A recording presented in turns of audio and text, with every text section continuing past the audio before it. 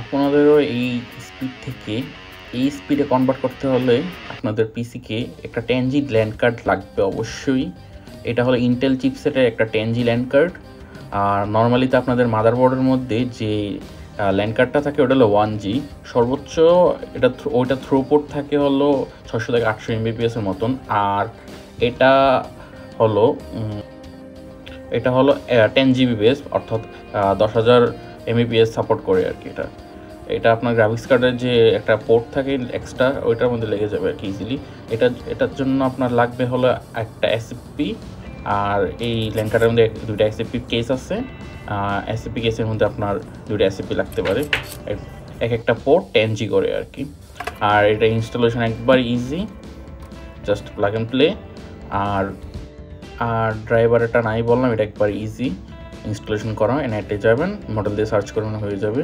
আর এটা এখন আমি এসএফপির সাথে একটা এলসি একটা কানেক্টর লাগালাম, দেন এসএফপিটাকে আমার 10G সুইচের সাথে লাগালাম।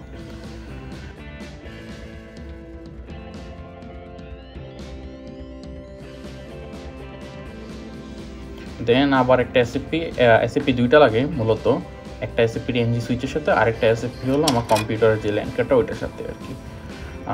এসএফপিগুলো 10G হতে হবে।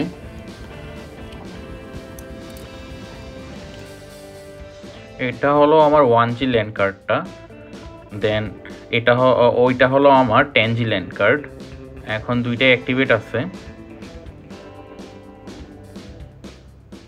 এটা 10G। এখন আমি একটা কাজ করি, 10Gটা বাদ দিয়ে বলে 1G এর স্পিডটা দেখায় বা 1G এর থ্রুপুটটা দেখায় আপনাদেরকে।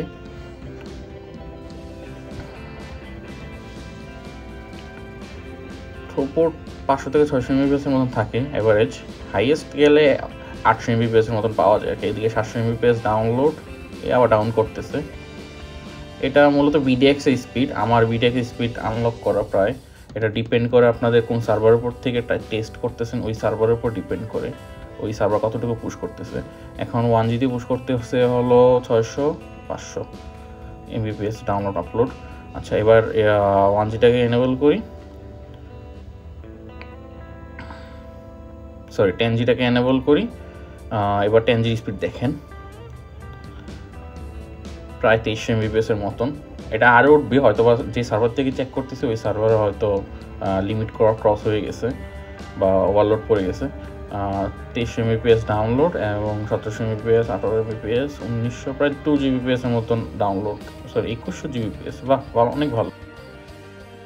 আপনাদের যদি ল্যান্ড ক্যাশ বা মুভি সার্ভার, ক্যাশ সার্ভার বা ফাইল সার্ভার, এফটিপি সার্ভার যে কোনো কিছু থাকে, ওইটা থেকে আপনি ইজিলি 10 GBPS পুশ করতে পারবেন এটা দিয়ে।